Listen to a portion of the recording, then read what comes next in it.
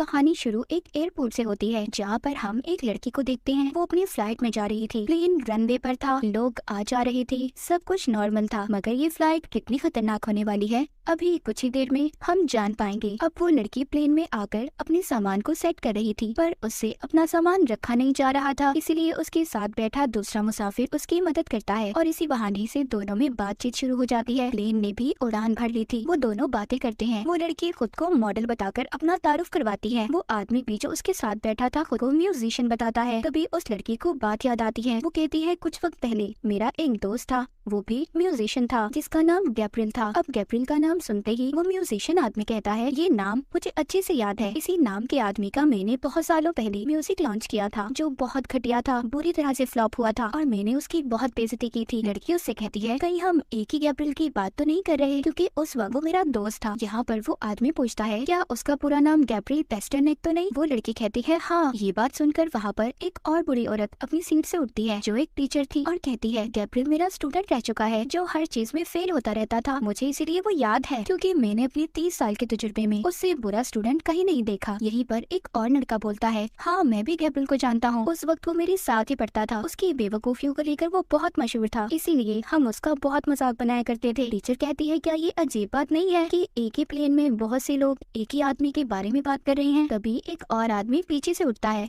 और कहता है, गैब्रियल को तो मैं भी जानता हूँ, वो मेरे पास काम करता था, बहुत ही साइको इंसान था, मैंने इसीलिए उसे जॉब से निकाल दिया। अब म्यूजिशियन को भी शक हो रहा था। वो उठकर पीछे की तरफ देखता है और प्लेन में बैठे सभी मुसाफिरों से पूछता है कि गैब्रियल को कौन कौन जानता है। हैरान करने वाली बात ये थी, सब के सब हाथ उठाते हैं, क्योंकि कहीं ना कहीं कभी ना कभी वो गैब्रियल से मिले थे और उसको जानते थे। अब वो म्यूजिशियन आदमी पूछता है, क्या यहाँ पर बैठे सभी लोगों ने इस फ्लाइट की टिकट को खुद खरीदा था? यहाँ पर एक और हैरान कर देने वाली बात सामने आती है, किसी ने भी इस फ्लाइट के टिकट को खुद से नहीं खरीदा था, किसी को गिफ्ट मिला था, तो यहाँ पर किसी की कंपनी ने दिया था। टीचर कहती है, मैंने तो इस फ्लाइट को कैंसिल करने का भी सोचा था, पर मुझे सख्ती से इस दिन आने का कहा गया। कि सभी बातें एयर होस्टेस सुन लेती है और आकर इनको बताती है कि जिस गैब्रियल पेस्टरनेक की आप लोग बात कर रहे हैं, वो आज इस फ्लाइट का कैबिन चीफ है और मेरा भी उससे मेरी पुरानी जिंदगी में रिश्ता रह चुका है। मैं और वो इकट्ठे ट्रेनिंग करते थे। एक दिन उसने मुझे प्रपोज किया, वो मुझसे शादी करना चाहता था, पर मैंने उसे मना कर दिया। बाद में वो मेरा सीनियर बन गया। आज वो इस प्लेन में है। मैं भी नहीं आना चाहती थी, पर ना चाहते हुए भी मुझे आज इस प्लेन में आना पड़ा, क्योंकि वो मेरा हेड है। पर परेशानी वाली बात ये है, वो कुछ वक्त पहले पायलट्स के हिस्से में गया था, पर अब तक वापस नहीं आया और किसी ने भी दरवाजा नहीं खोला। इसके अलावा दोनों पायलट्स कोई जवाब नहीं दे रहे। म्यूजिशियन परेशान हो जाता है। वो कहता है, इसका मतलब ये है यहाँ पर जितने भी इंसान मौजूद हैं, सब ने कभी ना कभी कहीं ना कहीं गैब्रियल के साथ बुरा किया है। पर वो उस मॉडल लड़की से पूछता है, तुम तो उसकी दोस्त थी ना, तुमने क्या गलत किया था? वो कहती है, गैब्रियल मुझे पसंद करता था, पर मैं उसके दोस्त को, मैंने उसको धोखा दिया। अब जिस दोस्त के साथ मिलकर इसने गैब्रियल को धोखा दिया था, वो भी इसी प्लेन में मौजूद था। तभी प्लेन हिलने लगता है। सब के सब बहुत ज्यादा डर गए थे। यहाँ से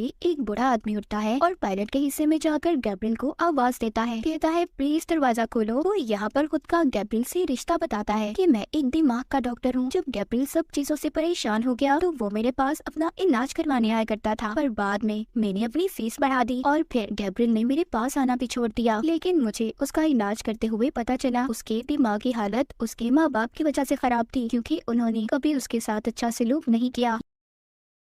यहाँ से अब वो उसे आवाज देता है, कहता है, तुम हमारे से बदला नहीं ले सकते, क्योंकि तुम्हारी ऐसी जिंदगी के जिम्मेदार तुम्हारे माँ बाप हैं। पर प्लेन नीचे की तरफ जा रहा था। गैब्रियल ने बहुत बड़ी प्लानिंग करके अपनी जिंदगी खराब करने के जिम्मेदार लोगों से बदला लेने का सोच लिया था, पर उस प्लेन में उसके माँ बाप तो नहीं थे। सभी डर से चिल्ला रहे थे। प्लेन नीचे शहर की तरफ जा रहा था। तभी हम देखते हैं एक बूढ़ा कपल अपने गार्डन में बैठे थे और उन्हें ऊपर से एक प्लेन आता दिखाई देता है, जो इनकी तरफ आ रहा था, और हमें पता चलता है कि बूढ़ा कपल ही गैब्रियल के माँ बाप थे। वो ऊपर से प्लेन को लाकर इन पर तबाह कर देता है। उफ, कितना खतरनाक था गैब्रियल का बदला। इसके बाद हमें दूसरी कहानी दिखाई जाती है। हम एक बिजनेसमैन को देखते हैं, जिसका नाम डिएगो था। वो अपने बिजनेस के सिलसिले में कहीं पर जा रहा था, जो एक बहुत ही सुनसान रास्ता था। उसकी गाड़ी, म्यूजिक सब बहुत अच्छा चल रहा था। तभी अचानक से एक और गाड़ी उसकी गाड़ी के आगे आ जाती है, जो बहुत ही आहिस्ता चल रही थी। डिएगो अपनी गाड़ी से बार बार हॉर्न देता है, रास्ता देने का कहता है, पर वो उसके आगे से हटने का नाम ही नहीं ले रहा था। डिएगो अब साइड पर जाता है, देखता है उस गाड़ी में एक आदमी बैठा था, जो बहुत ही अजीब था। अब ये उसे बुरा भला कहता है और उसकी गाड़ी से आगे जाकर उसको अपनी मिडल दरमियान वाली उंगली भी दिखाता है और आगे निकल जाता है। डिएगो की गाड़ी बहुत बहुत तेज चल रही थी। आगे जाकर डिएगो फिर अपनी स्पीड में गाड़ी चलाने लगा था, पर अचानक से उसकी गाड़ी का टायर पंचर हो जाता है। वो एक पुल के पास अपनी गाड़ी को खड़ा करता है। यहाँ पर दूर दूर तक कोई नजर नहीं आ रहा था। ऊपर से डिएगो पीछे से एक आदमी से लड़कर भी आया था। उसके पास एक और टायर तो था, पर उसे लगाना नहीं आता था, इसीलिए वो एक मैकेनिक को कॉल करता है, लेकिन वो उसे 1 घंटे बाद आने का कहता है। अब डिएगो खुद ही टायर लगाने की कोशिश कर रहा था। इससे पहले वो टायर लगाकर उसके सारे स्क्रू जोड़ पाता, तभी वहाँ पर वो ही पुरानी गाड़ी आ जाती है जो इसे पीछे भी तंग कर रही थी। डिएगो डर गया था, इसीलिए वो जल्दी से जाकर अपनी गाड़ी में बैठ जाता है। वो दूसरी गाड़ी में बैठा आदमी उसकी गाड़ी के आगे अपनी गाड़ी रोकता है और डिएगो के पास आता है। वो उस आदमी से डरा हुआ था। वो कहता है, मुझे माफ कर दो, मुझे तुम्हें बुरा भला नहीं कहना चाहिए था। पर वो आदमी बहुत गुस्से में था और रेंच लेकर उसकी गाड़ी का शीशा तोड़ने लगता है। डिएगो बहुत डर गया था। वो पुलिस को भी कॉल करता है, पर नेटवर्क नहीं आ रहा था। उस आदमी का शीशा तोड़कर दिल नहीं भरा था, वो और भी उल्टी सीधी हरकतें कर रहा था। डिएगो को ये सब देखकर बहुत बुरा लगता है। जब वो आदमी अपनी गाड़ी में बैठता है, ये पीछे से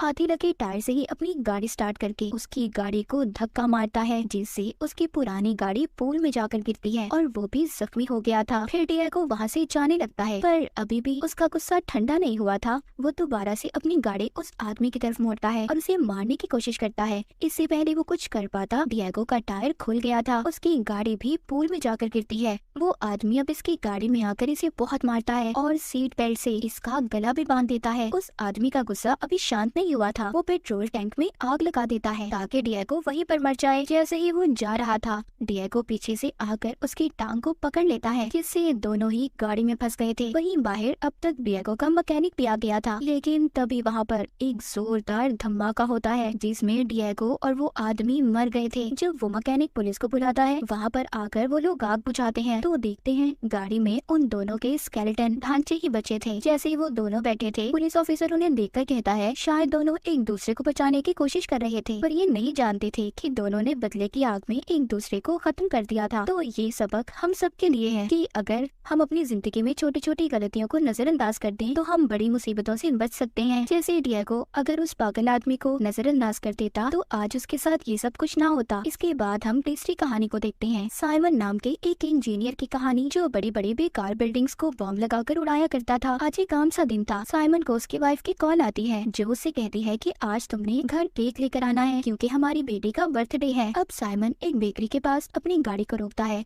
और केक लेने चला जाता है, लेकिन इसी दरमियान उसकी गाड़ी कंपनी वाले ले गए थे क्योंकि उनका मानना ये था कि उसने गलत जगह पर अपनी गाड़ी को खड़ा किया है जहाँ पर खड़ा करने की इजाजत नहीं थी। वो अब टैक्सी लेकर टैक्स अथॉरिटी के ऑफिस जाता है, जहाँ पर वो जाकर कहता है कि उसकी कोई गलती नहीं थी, मेरी गाड़ी को बगैर गलती के क्यों उठाया गया, तो मैं आप लोगों को कोई फाइन जुर्माना नहीं दूंगा। वहाँ पर बाकी के लोग भी उनसे यही कह रहे थे, पर वो फाइन देने वाला आदमी कहता है सर आपको जुर्माना तो देना होगा वरना आपको और पैसे अदा करने पड़ेंगे। साइमन के पास कोई और रास्ता नहीं था, इसीलिए वो जुर्माना देकर अपनी गाड़ी को छुड़वा लेता है, पर ट्रैफिक की वजह से साइमन जल्दी घर नहीं पहुँच पाता। घर पर उसकी बेटी एक छोटी सी पेस्ट्री से अपना बर्थडे सेलिब्रेट कर लेती है। वो जब घर आता है तो उसकी वाइफ उससे बहुत नाराज थी क्योंकि साइमन हमेशा से ये मानता था कि हमारी गवर्नमेंट ईमानदारी से काम नहीं करती और इन्हीं चक्करों में लगा रहता था। अगले दिन वो गवर्नमेंट ऑफिस पहुंचता है ताकि अपने ऊपर लगे गलत जुर्माने की शिकायत कर सके, पर यहाँ पर गवर्नमेंट ऑफिसर उससे कहता है जो आपका जुर्माना है आपको किसी भी हाल में देना है। ये बात तो सुनकर साइमन भड़क गया था और उस पर हमला कर देता है। वहाँ खड़े लोग सब उसको हौसला दे रहे थे, लेकिन इतने में पुलिस आ जाती है जो उसको गिरफ्तार कर लेती है। पर थोड़ी ही देर में साइमन का दोस्त पुलिस स्टेशन जाकर उसको छुड़वा लेता है, मगर अब ये खबर अखबार में भी छप चुकी थी, इस वजह से उसे नौकरी से भी निकाल दिया जाता है। उसकी वाइफ भी डाइवोर्स तलाक के केस को फाइल कर देती है। उसको उसकी बेटी की कस्टडी भी नहीं मिलती क्योंकि उसके पास अब कोई नौकरी भी नहीं थी। उसको इसके अलावा कोई भी नौकरी नहीं दे रहा था। एक दिन दोबारा से उसकी गाड़ी को कंपनी वाले उठा कर ले जाते हैं, हालांकि इस बार भी कोई उसकी गलती नहीं थी। वो इस बार चुपचाप बिना कुछ बोले अपनी गाड़ी को छुड़वा लेता है, मगर इन सब की वजह से उसके दिल में काफी गुस्सा था क्योंकि इन्हीं की वजह से उसकी नौकरी, फैमिली, उसका बनाया गया मुस्तकबिल सब कुछ तबाह हो गया था। वो एक रात जाकर अपनी गाड़ी में कुछ तब्दीलियां करता है